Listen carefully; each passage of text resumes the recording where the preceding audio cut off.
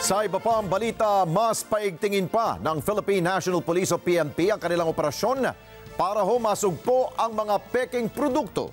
Yan ay matapos makasabat sila ng kahon-kahong peking sigarilyo sa ikinasang operasyon sa Tagum Warehouse dyan po sa lalawigan ng Batangas ngayong araw. Alamin natin ang buong detalye sa live report ni Erlo Bringas. Erlo, anong sigarilyo at saan galing yan?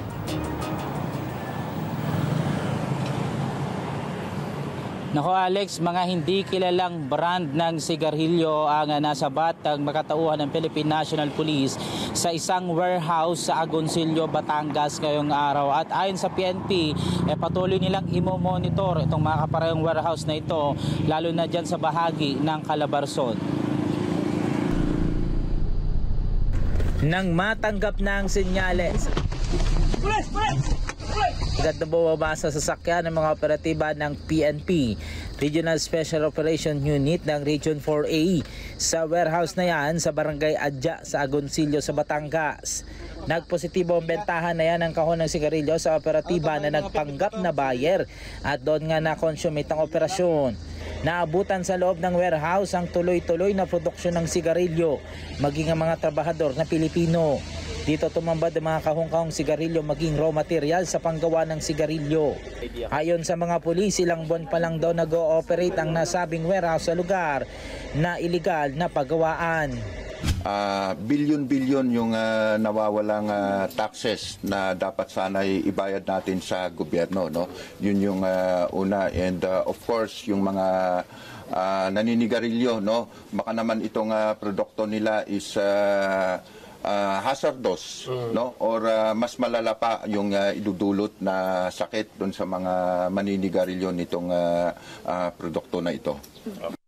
Sunod na sinalakay din ng PNP ay ang warehouse na yan sa Barangay Pansipit. Tumambad din dito ang kahong-kahong mga peking sigarilyo, maging ang ilang kagamitan. Ganito karaming magkakahong-kahong mga peking sigarilyo pang tumambad dito sa ikalawang warehouse na ito na ni-raid ng PNP Region 4A. Mula rito sa kaliwa ko hanggang dito sa kanan, naglalaman ito ng mga raw material sa panggawa ng mga sinasabing peking sigarilyo. At itong truck naman na ito na nasa aking likuran, sinira ng mga taga rito sa warehouse para hindi mapakinabangan yung mga laman pa sa loob. Nagsimula lang ito sa isang kunyari farm, no? Kaya itong mga taga rito sa barangay na ito is hindi nila nalaman kasi nga nakikita nila is puro manok at mga nagtatanim lang ng mga kahoy yung mga tao. Aabot sa 300 milyong piso na halaga ng mga peking sigarilyong nasabat ng PNP Region 4A sa dalawang warehouse na yan sa Agoncillo, Batangas. Sinabi naman ng Bureau of Internal Revenue, BIR, na dahil sa mga nasabat na peking sigarilyo ay malaki-laki ang nawawala sa kaban ng bayan dahil hindi nagbabayad ng tax ang mga ito. Wala po kasing documentary stamp tax yung product po nila. So doon pa lang po malalaman natin na hindi po sila nagbabayad ng buwis. Ayon pa sa PNP, bahagi din ito ng kanilang mandato na sugpuin ang paglaganap ng mga peking produkto katulad na lamang ng nangsabing mga sigarilyo. Bukod sa mga peking sigarilyo, nasabat din ang mga raw materials na pinanggagawa nito maging ang mga makina. Ginagaya din umano ng mga ito ang ilang kilalang brand ng sigarilyo. Well, of course, hindi lang sa Batangas, no, pero dito na rin sa Calabarzon, atin pong tinitignan lahat ng mga warehouses. Kaya nga po pinag-utos natin sa mga provincial directors at sa mga chief of police natin na i-account yung mga warehouses, no, and of course tignan kung ano yung mga activity doon sa mga warehouses na yon. Alex, sa huling datos mula sa PNP Region 4A, nasa 34 lahat ng naaresto dyan sa warehouse na yan. 6 dyan ay Chinese national, isa ang Filipino-Chinese at 27 ang Pinoy. Iimbestigahan yan lahat, maging yung mga sinasabing Chinese na nagmamanage itong mismong warehouse na ito o yung mismong pagawaan at posibleng maharap ang mga ito sa kaukulang reklamo. Hanggang sa oras na ito, Alex, ay patuloy patuloy nilang nire-raid yung iba pang mga warehouse dyan sa bahagi ng Calabarzon upang sa ganon ay masawata na nga itong pagkalat ng mga peking produktong ito. Yan muna ang latest. Balik sa Alex. Okay, Erlo, linawin lamang natin, no? Ito ay isang lumalabas na isang pagawaan o dito lamang nire-repack at palalabasin nila na galing abroad yan? Parang ganon.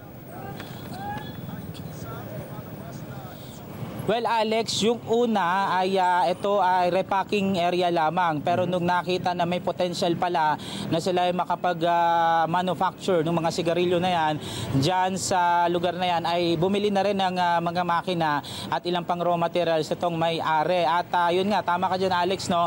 Nire-repack nila itong mga sigarilyo na ito na packaging na mukhang sigarilyo na galing abroad at ibebenta sa ilang mga lugar sa Northern Luzon hanggang Mindanao. So aside dyan, Alex, ay binibenta nila ito na mas mura doon sa mga karaniwang brand na nandito nga sa ating bansa na nakaraniwang nakikita nga sa mga tindahan ng mura ng halos 5 piso kada stick, Alex. Okay, pero Erlo, aminin natin na hindi kayang-kayang gawin ito na mag-isa ng Philippine National Police o PNP dahil nga marami tayong naririnig na mga legit na mga cigarette company ang nagsasabi na talagang laganap ang pagpasok ng mga peking sigarilyo backdoor, especially sa Mindanao. Pero dapat gumagawa niyan ay ang Bureau of Customs, hindi ang PNP. Erlo. Well, Alex, tama ka dyan, no? Pero ang sabi naman sa atin ng Philippine National Police ay tuloy-tuloy pa rin yung kanilang mandato. Ano man ang mangyari ay patuloy nilang pupuntahan o kahit liblib na lugar pa. Katulad pa kahit itong napuntahan natin sa unang tingin, akala mo regular na bakanting lote lang pero nasa loob pala yung warehouse. Ay patuloy nila yung sisiya sa atin nung pag sa ganon ay matigil na nga yung mga ganitong produksyon na nakakaapekto nga sa ekonomiya din ng ating bansa, Alex. Okay, maraming salamat si Erlo Bringas. Mata natin dyan sa Batangas.